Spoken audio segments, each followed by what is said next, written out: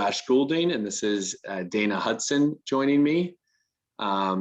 Dana actually knows Jamie from way back when.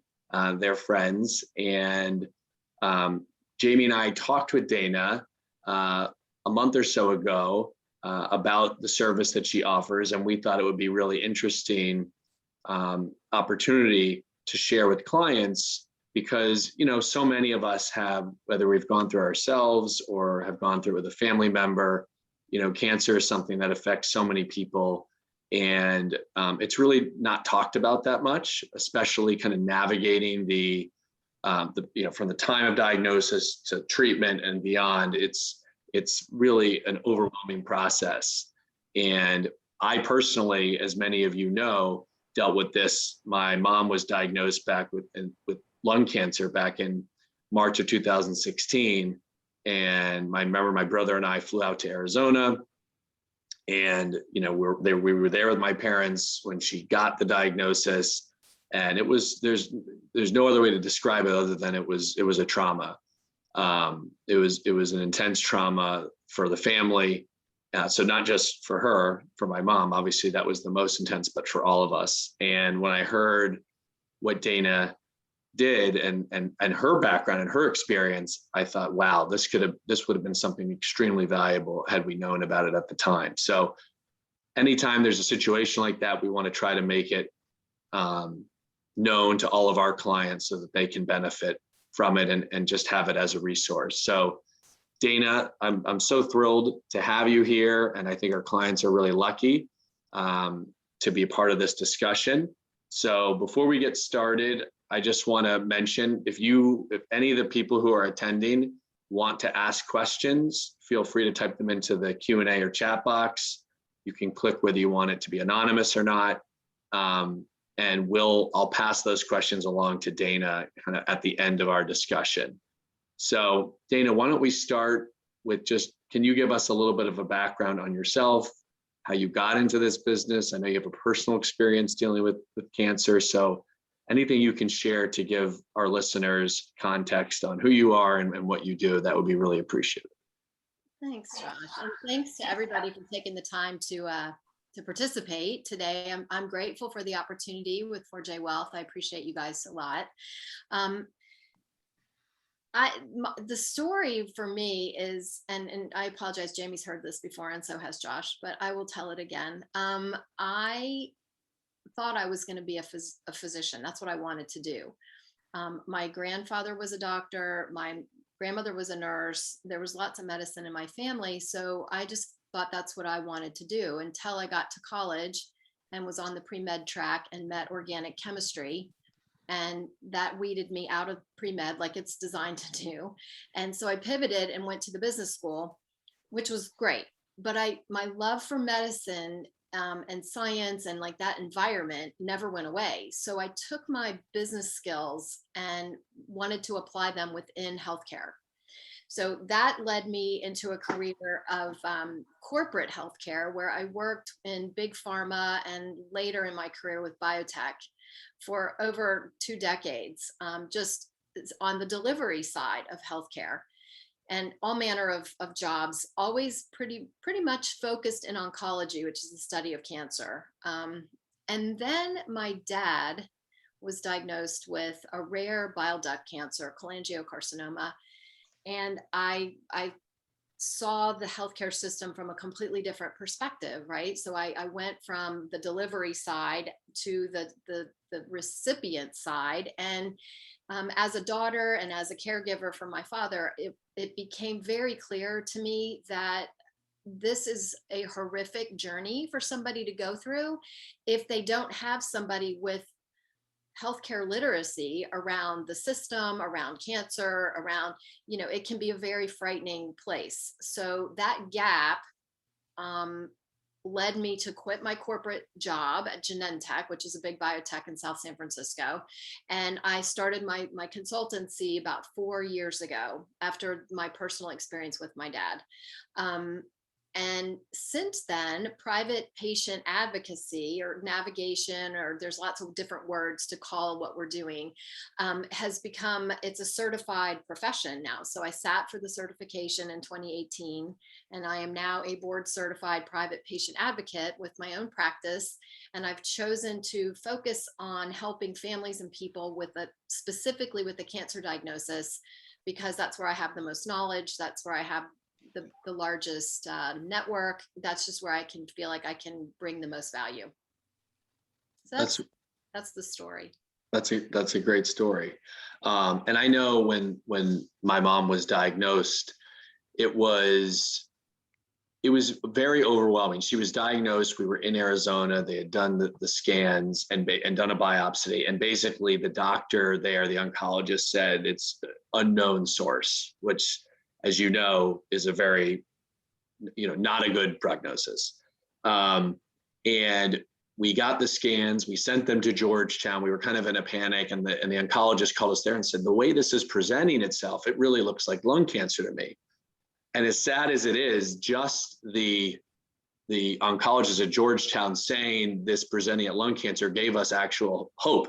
Like, we felt positive about that news. So I'm just bringing that up because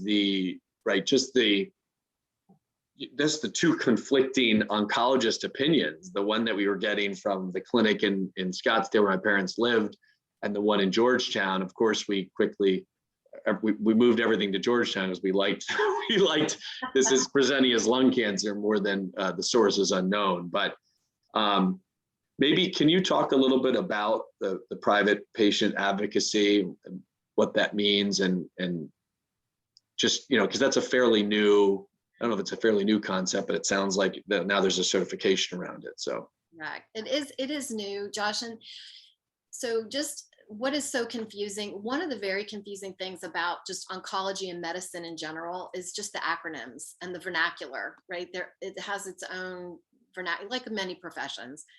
But there's a word, it's private navigator, private advocate, case managers, all of these words surround bits and pieces of what a private patient advocacy person does.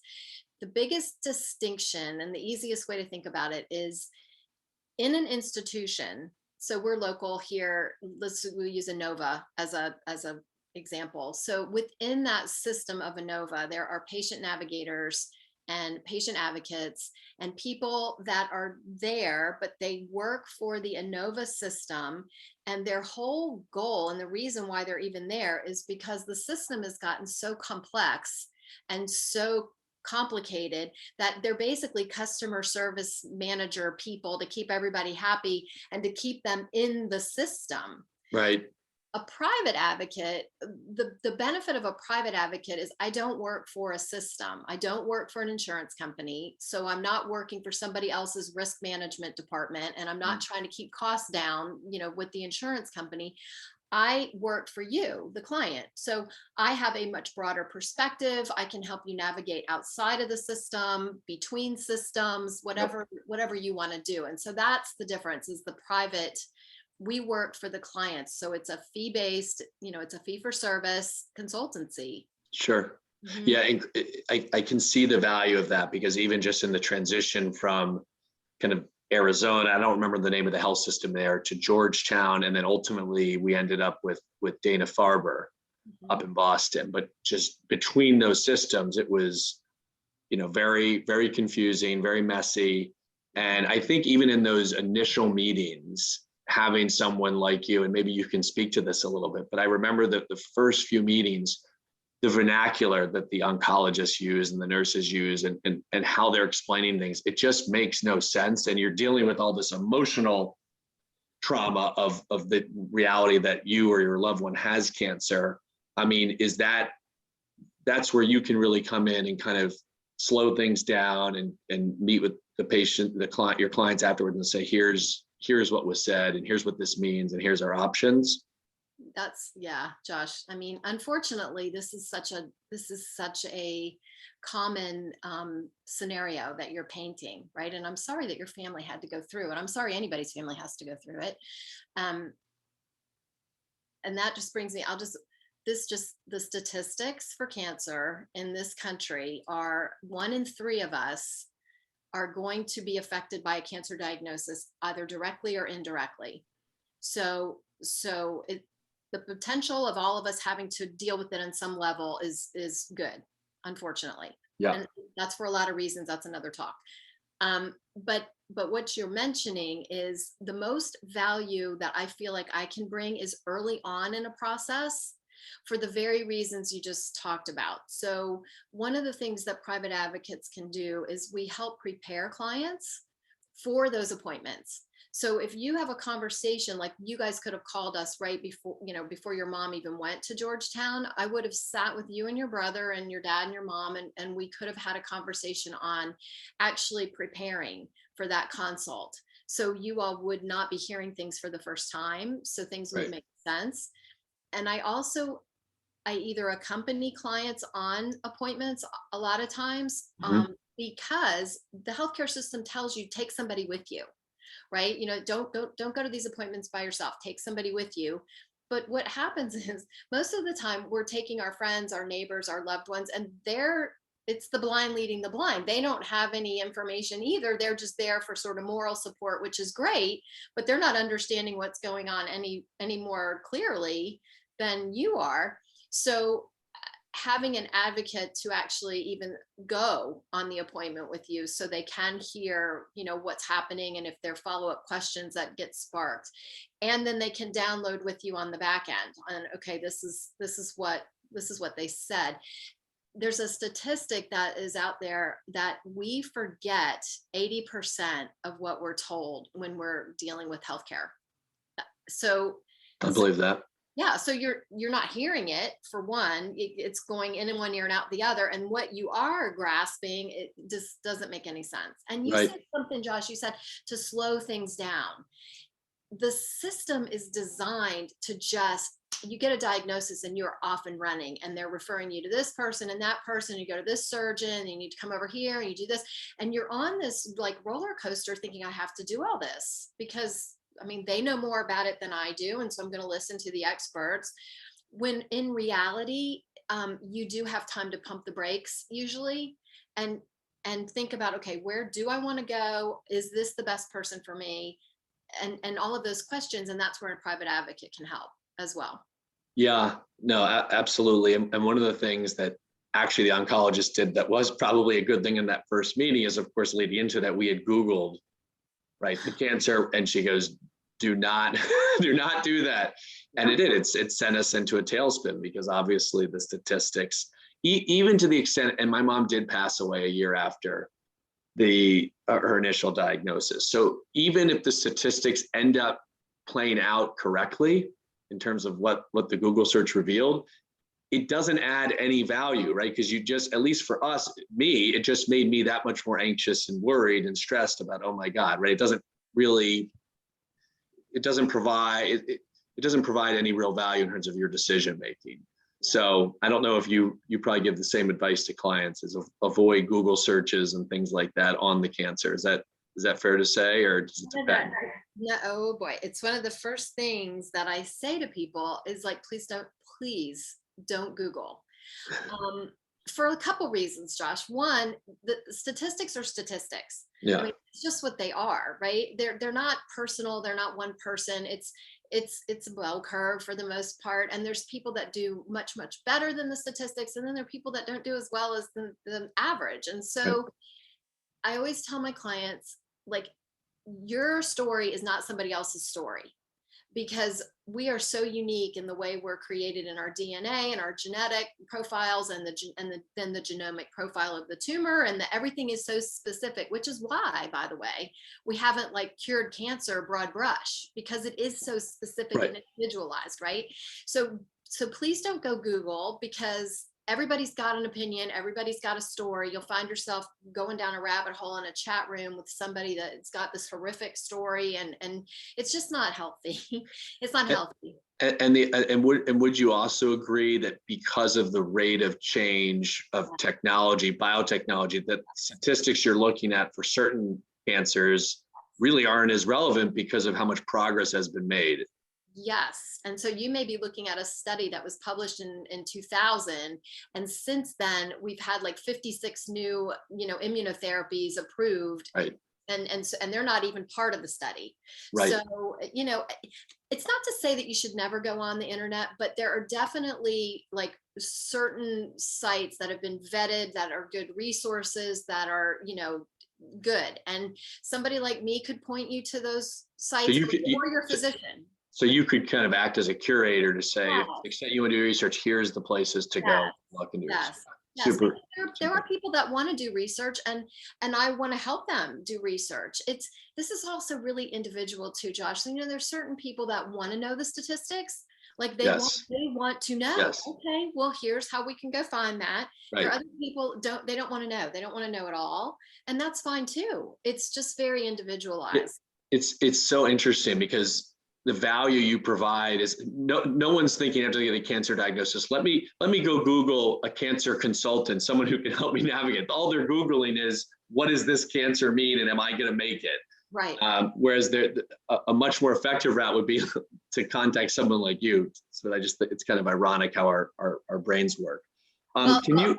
I Go will ahead. speak to that, Josh. So I have done some research to figure out what people are Googling, and I've Yeah, got those keywords now all plugged into my website. So people smart. can stumble upon me sooner rather than later. Yeah. That's super smart. Yeah. That's a blessing. Um, so before we go into this next question here, you mentioned immunotherapy. Mhm. Can you talk to the listeners a little bit about, just broad brush, kind of the history, how treatment has kind of evolved from chemotherapy to kind of where it is today? And I know chemotherapy and radiation are still Yeah. used, but Mhm. just some of the newer technologies and immunotherapy specifically, and how that works and how it's different than chemotherapy and radiation. That's a good question. The first modalities, right, way back, with Madame Curie and way back, it was radiation, surgery. Those were the two that we had. Then it moved into chemotherapy, which was great. But chemotherapy, what makes it so horrific is it cannot differentiate your healthy cells from the cancer cells. Right, Can't And without getting too specific, cancer cells are rapidly dividing because it's things that are growing out of control. So right, it's rapidly dividing, and chemotherapy is designed to wipe out any rapidly dividing cell.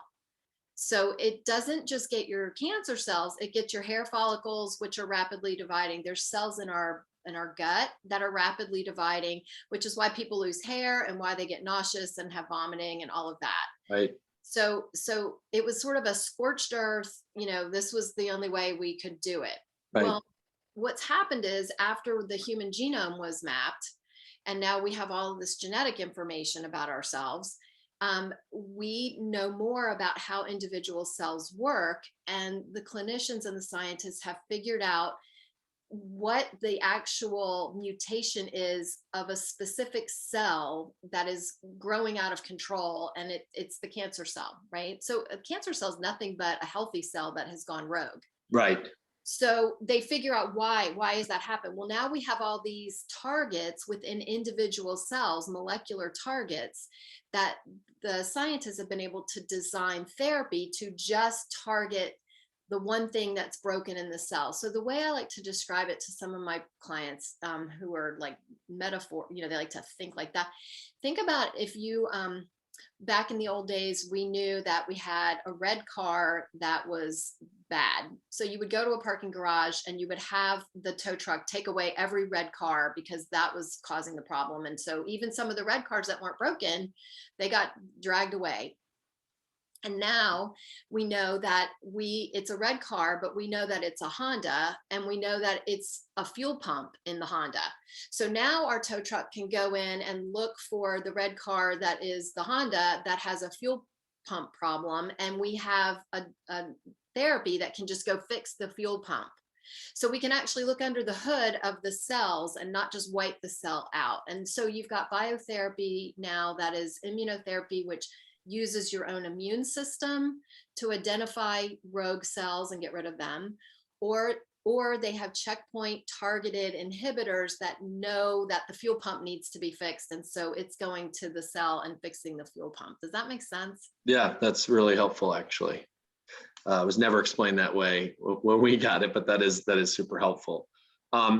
So what makes a cancer diagnosis, in your opinion, particularly challenging versus other diseases, right? Because being diagnosed with anything that's serious can be traumatic. Is there something about a cancer diagnosis that makes it particularly challenging?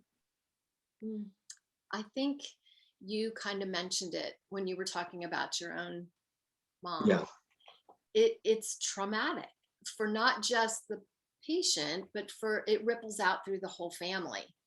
And I think a lot of it, Josh, has to do with just people still think of cancer not as a death sentence, maybe because we do have so many new therapies, and there are people that are living with cancer. We've been able to extend people's lives, and we might not be able to get rid of it, but we can live well with it. I'm thinking of non-Hodgkin's lymphoma as one.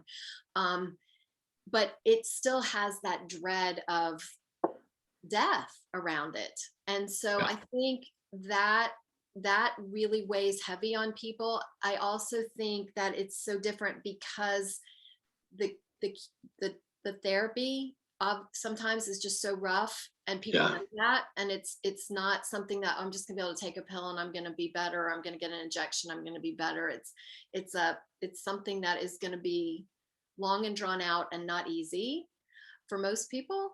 And so I think that's what the emotion of a cancer diagnosis, I think, just makes it difficult, yeah. more difficult. No, that makes a lot of sense. Um, and then, one of the things that we realized pretty early on was my dad was the principal caregiver for my mom. And not to say that the cancer patient should not be the primary person, but how do you kind of help the caregiver navigate their duties and responsibilities and making sure they're taking care of themselves during the process? Because it's a extremely stressful on that individual as well. Even though they don't have the disease, they are very much a part of the process and the diagnosis. Josh, this is mm, yes. So one of the things that I do with clients is I listen to everybody, right? So it's typically, I'm not working with just the person that's got the disease. I'm usually working with the adult children. I'm also working with the spouses. I'm working with the family because, like you said, it affects everybody. Um, for a hands-on caregiver, there are resources out there, right? But to your point, what we talked about, everybody is different. Like, some people want help, some people don't want help, some people are too stoic for help and they don't want help.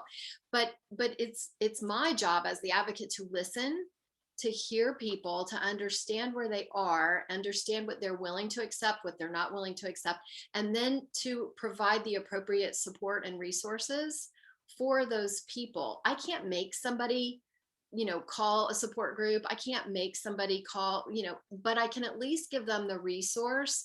So it's up to them whether they want, and I can help influence in a way. But I think a lot of the caregiving things that happen, the scheduling and the, trying to manage the disease and trying to do like all of that, an advocate actually can take off of Right, the plate right. and allows your dad to just be your dad. He can just be there for your mom emotionally or whatever, and let the advocate like deal with all that heavy lifting.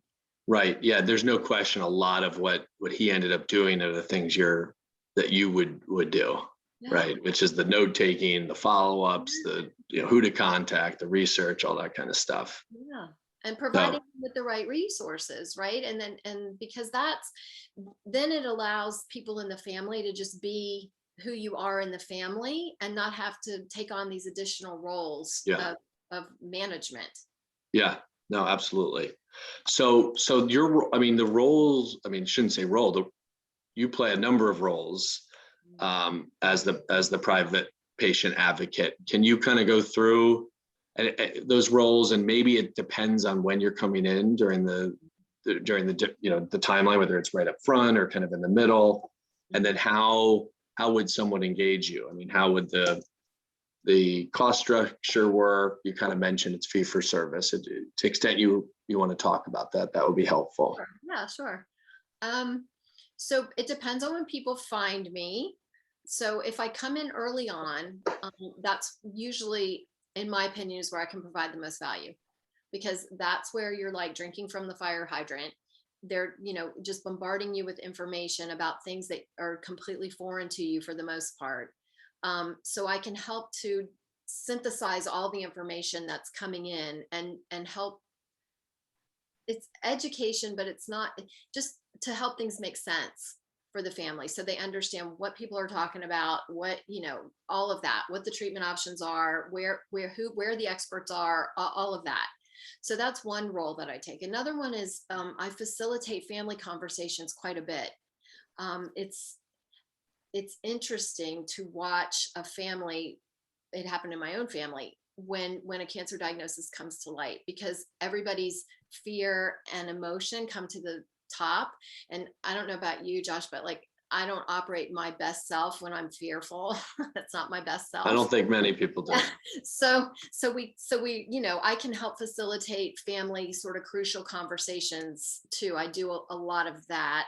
I also do just a lot of research. Sometimes I'll get clients that they've been in a remission for a while, and something has recurred, and they've already been through sort of the standard treatment options, and they want to know, what's available. So I do a lot of clinical trials research and connect people. I have lots of resources. There's all kinds of new technologies that are popping up through AI models and all kinds of stuff happening, where I can help connect people with those kinds of resources if they want to pursue additional research and things. So those are it's facilitation, research, education. Those are probably the three buckets. Okay.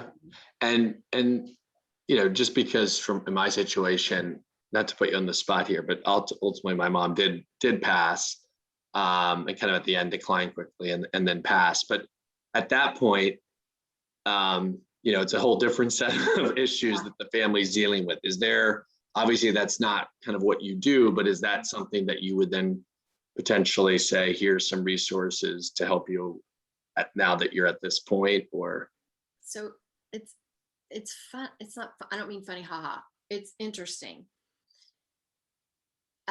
One of the pieces, Josh, that has been the most surprising to me is we as a country don't really have advanced directives in place.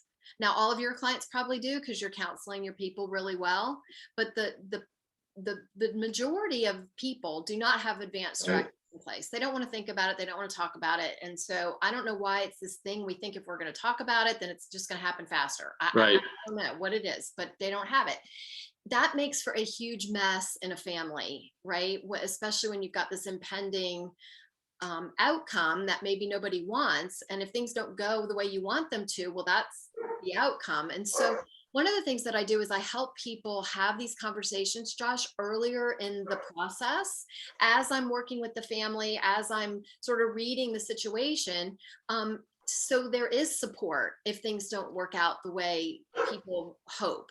okay. Right? And so that is one of the things of having an advocate. I know where those resources are, and I can help front load that. So you're not just scrambling at the end. But again, it's all very specific to family dynamics, and read when to talk about it, when not to talk about it. But there's so much support out there that people sometimes just don't tap into soon enough. That could be very valuable, but they don't know about it, so they don't do it. And you had mentioned the fee structure. I didn't answer, and I didn't mean to dodge that question. I'm not dodging the question. It's very much like a consultancy. So one, we're private advocate, right? So you don't want us working for the system. You don't want us to work for the insurance companies. And so I'm not paid by the insurance companies. Sure. I'm not paid. I'm paid by the client.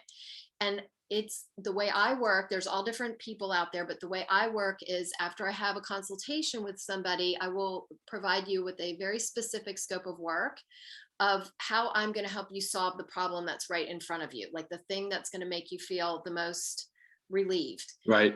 We do that, and it's a project based. So it's a project based fee. So it's a flat fee depending on the scope of work.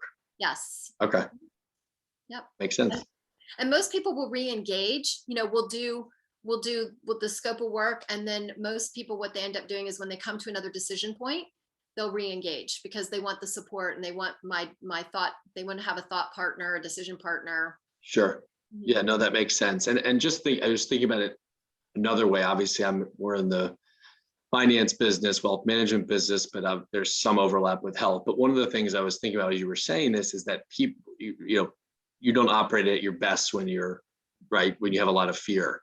Mhm. And what's been proven over and over again is when people are stressed and when the stakes are high and when there's a lot of anxiety, people make very poor decisions Mhm. over and over and over again. It's just been shown that that's what happens when you have a lot of stress and anxiety. So when you're dealing with these types of things, whether it's a cancer diagnosis or some other health issue, it's most likely that your decision making and the family's decision making is not going to be optimal. Right. So it's almost like going through a financial plan, right? Yes, you know what your income is, you know what your assets are, but you still sometimes want that outside advice, expert advice to look at things objectively and give you a good sounding board to make good Ah, decisions. I think this is very similar. I didn't think about that before, but when we started talking about that, that occurred to me. it's very Um, so you mentioned I mean, are there any surprising things you've learned in working through this stuff with families that kind of you've learned along the way or that come to mind? mm. The biggest one is what I mentioned is just the lack of planning Mhm. for none of us are getting out of here. None of us. Like if it's not cancer, it's going to be something. Right. And so for my own family, what it did is it opened up my eyes. I'm like, we all need a plan. Everybody needs a plan. So we sat down as a family, and my kids are 20 and 21. And I'm like, okay, we're having the advanced directive talk. And there is a but we all did it together. I made the kids do it. I'm like, I need to know what y'all want to do because you could be in a car accident tomorrow and Yeah. I don't know what you want to do. That's a tough conversation to have with your kids too. I'm impressed. Well, we did it, but I will just say for people that are listening, there is a nonprofit organization. It's called Five Wishes. And I don't know, I've Josh, heard if of that. you're familiar with them. I am, yeah. But they have a very conversational guide on how to have these difficult conversations with your loved ones, and it's a binding document. I mean, it's a binding document, but it's just that's been the most surprising thing to me. It's just The we just lack of preparation and yeah, we planning. just don't talk about it, and we just mm-mm. Yeah. No, I think that's right. And that's a cultural thing as much as anything else. Um, are there a couple big kind of common issues that people are overwhelmed by? Like, is it the healthcare system? Is it the diagnosis itself? Like, what is it about kind of the journey that's just so overwhelming for people? I mean, initially, I would imagine it's just the shock, the emotional shock, the trauma that you're going through, the family's going through. That was it for us. But I guess the challenges evolve over time as that reality sets in, and you're dealing with oncologists and the healthcare system and insurance. It's a big question. So, however you want to take it. um you're right. The first part is just the emotion, and that most people are just cruising along in their life. They're going just fine, and then bam, they get this diagnosis and they weren't expecting it. They haven't been sick.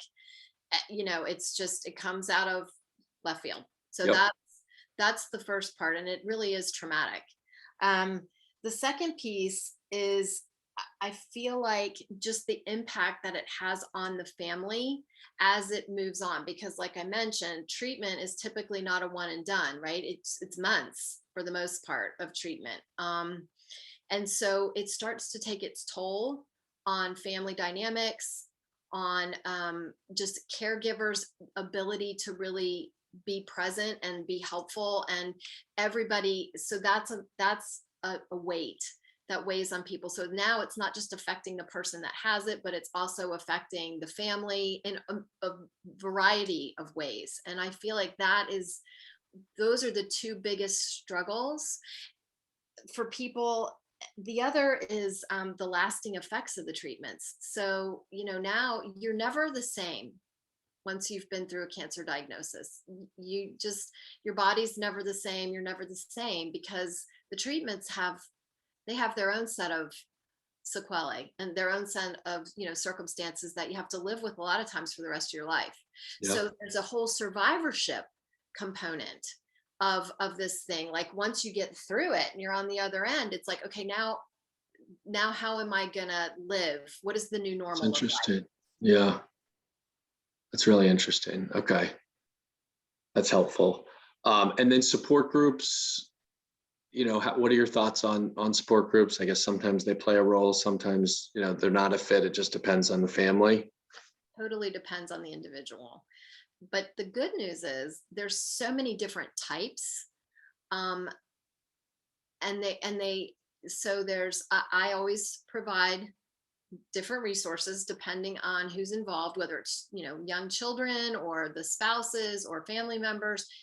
There's a lot of free support out there through Life with Cancer is one of the ones here in the DC area, but lots of free counseling. So you can either go into a group setting if that's the kind of person you are and you get energy from being with other people, Mhm. or you can do a one-on-one, very specific peer-to-peer. There's Okay. a wonderful group out there that actually connects people that are going through the exact same type of diagnosis that you had and are about the same age as you, Oh, wow. that have already been through it. And so it's somebody that really does understand what you're going through, and they will make a connection, almost like a dating service, right? They'll make Yeah. a connection for the people. And then there's a lot of also grief counseling that's available, that's free. Many of the hospice organizations will provide up to a year of counseling for anybody in the family that needs it, if things don't go as you'd hoped.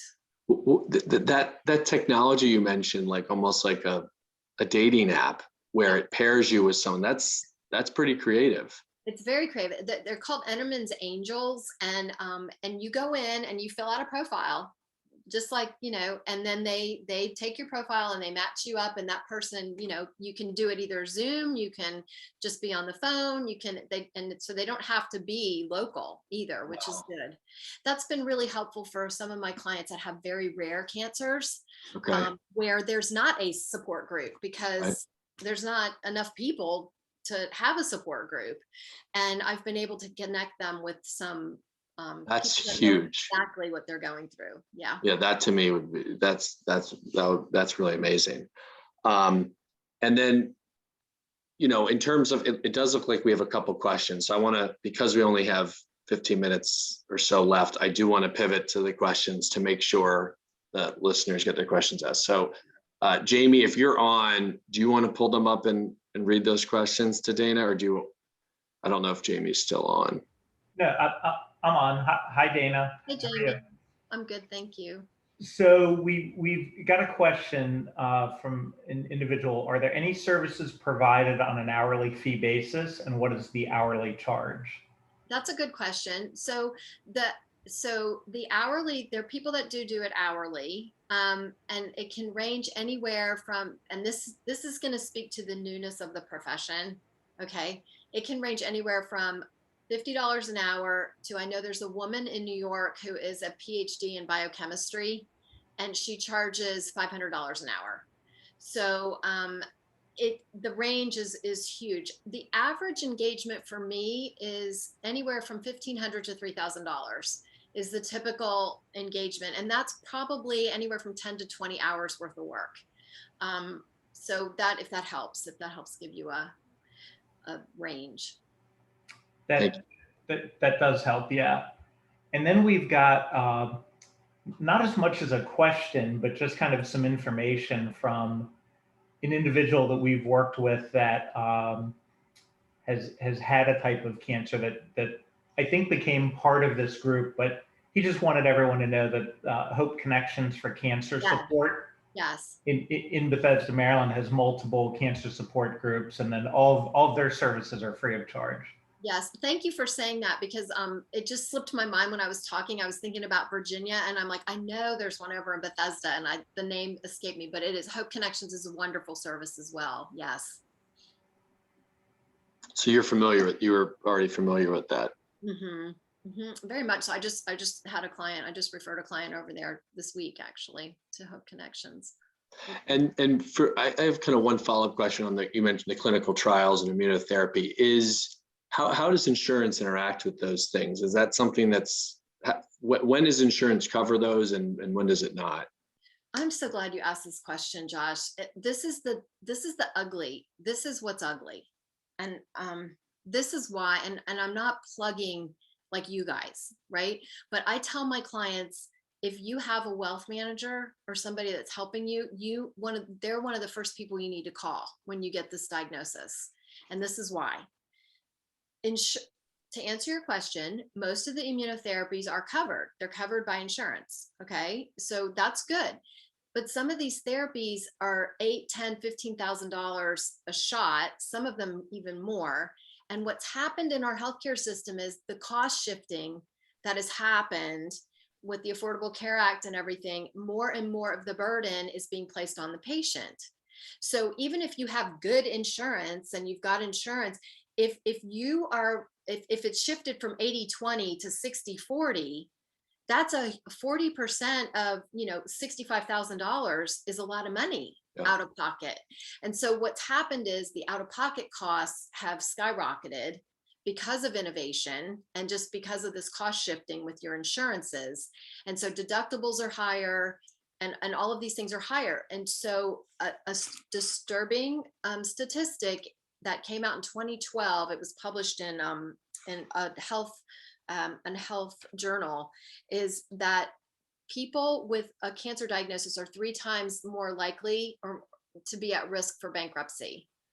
So it's called financial toxicity. It actually has a name, and it's actually being worked into clinical trials to try to measure the financial toxicity of certain regimens, and to help people understand, yes, it's going to be covered by your insurance, but it's going to be expensive for you too. And that's just in network.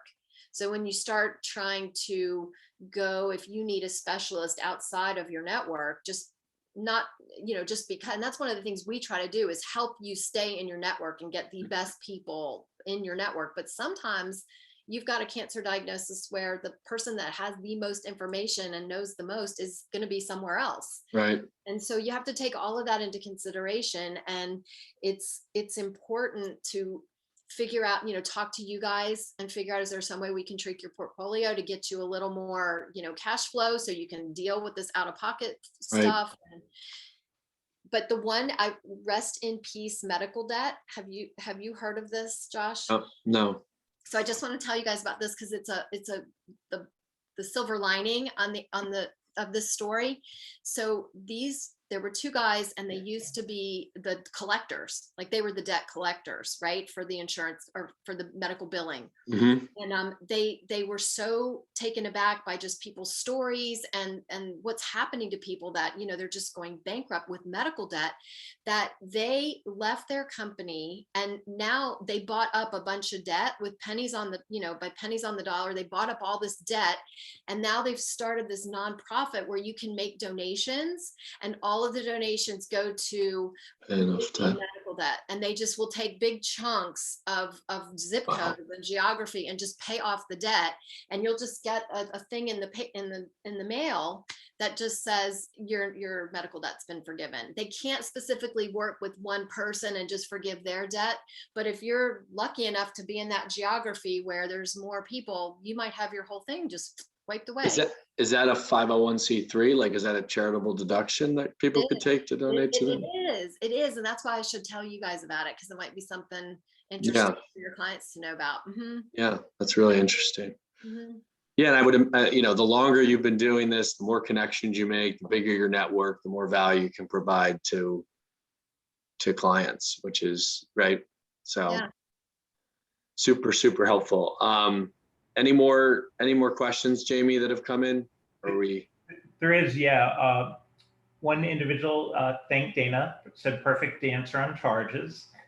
And then another client is asking, is the advocate's role similar to a broker's, where basically the broker can find the best deals for the client, possibly even saving the client money in spite of the advocate's charges? I don't know if what you do is so much about trying to save money in this process, but certainly that could be part of it, right? Yeah, that's a good question. So it's not like a brokerage in the sense that I don't have any skin in the game with anybody. Like I don't have any contracts with people where if I, send you over here, I'm going to get any benefit from that. So I'm not a brokerage in that sense. Where I can save people money is, okay, Josh, so we'll use you guys for example. On that initial diagnosis, like the pathology snafu, right? Where somebody didn't look at the pathology or they said something about the pathology. Maybe we could have done something within there before you guys had to go down 2 more steps to get the proper pathology, or getting you in front of the right person early in your disease, so you're not wasting time going to getting all these consults with people that potentially don't have the expertise to be able to really help you. So one way that we can help save money is just by the number of steps when you're in the throes of early consultation. Because of my network, which is the brokerage piece, right? Because of the network that I have built up over 20 years of being in the business, I know where people are, and I sometimes can open doors for people easier than, the bots on the internet when you're trying to get a consultation with somebody in there, and the chat box is really not helping you out a whole lot. I can cut through a lot of that. Okay, great answer. And then quick follow-up. The individual wanted to know whether the patient advocate's charge can be billed to the insurance company. Right. And that, unfortunately or fortunately, I think it's fortunately, and this is why we cannot, we are not covered by insurance. And part of it is because it is such a new profession that we don't have a lot of the quantitative metrics that an insurance company would need to have to say, by using an advocate, you are saving this much money. Because the insurance companies, that's all, they just want to stretch their dollars and save as much money as possible. So sometimes, like, you don't want me working for the insurance company or being paid by the insurance company, reimbursed, because then my best interest is to save money for the insurance company, not necessarily what might be the best option for you. And sometimes the best option is not the least expensive option, right? And so no, the short answer is no. We're not reimbursed at all through insurance, but in my humble opinion, you don't really want us to be. Yeah, and I think the line of questioning around the cost, obviously cost is always going to be a factor, but I think you really have to, when an event like this happens in your life, and I'm speaking from my family's experience, I mean, not to say $3,000, $5,000 is not meaningful, but to have this type of guidance and the explanation and the education and the hand holding, I mean, it's hard. It's really hard, in my opinion, to put a dollar value on that. I mean, Dana has, and people pay it, but I think you really want to try to kind of, it's good to understand whether it will be covered and what the costs are, but I think you have to be thinking, maybe not so kind of black and white on are we going to save enough money going through this process where the fee is going to be covered. I just think this is far too complex of an issue to boil it down to that level. Well, and again, I'm speaking from personal experience. Yeah, Josh, I appreciate you saying that. One thing I will say is just to think about, what is your time worth? What is your time worth? This is what happens. Adult children, there's all kinds of data out there within the HR world, within human resources world, where a cancer diagnosis for somebody that doesn't necessarily have the disease, there's a huge problem with absenteeism and presenteeism within the workspace that just disrupts productivity, because you're on the internet on Google trying to figure everything out for your loved one who's been diagnosed with cancer. So there's a cost to your productivity and just your ability to be able to function well at work. There's a cost to being the spouse or being the parent, and now you're spending all of your time at home like Googling and calling and talking and insurance and this and that, and you could be investing all that time in loving your loved one, right? Not that doing this is not loving them, but just let somebody else take all of that off. And what I say to clients, what is that worth to you? To be able to just go home and have dinner with your loved one and have a decent conversation versus going home and spending 3 or 4 or 5 hours on the internet trying to figure out what's going on. It just depends on what your time is worth and how you value your time. Thank you. Jamie, anything else? No, that's it for the questions. Okay. And this is I think good timing since we're about at that lunchtime mark. Yeah. But this has been great. I think this has been one of the best kind of webinars we've done, just in terms of the discussion and you know, the engagement from clients. So to all the listeners out there who took the time to attend, thank you. Really appreciate it. And Dana, thank you for taking the time. This has been really, really great, and you know, nice for me to talk to you kind of about my family's experience. So Thanks, Josh. really appreciate it. Thanks for your vulnerability with that. And there are advocates, you guys out there, for all kinds of things. There are advocates that help with Alzheimer's. There's advocates that help with medical billing. If you've got like a bad medical billing, I mean, there's advocates out there that help in all different phases of the healthcare system. So it's not just cancer. That just is what I choose to specialize in. So yeah, I can send you, Josh, some resources if you want to send them out to people. Yeah, we can share it with people Sure. who've attended. I think that would be great. Anything you can share, you know, Yep. like you said, that's really good to know that there's specialists like you covering many, many different fields. Yep. And So issues. thank you all for your questions, and thanks for having me. It was really great. It was an honor to be here. Fantastic. Thank you. Thank you, Dana. All right. We'll talk to y'all soon. Yes, keep Right. in touch. All Bye-bye. right, bye-bye.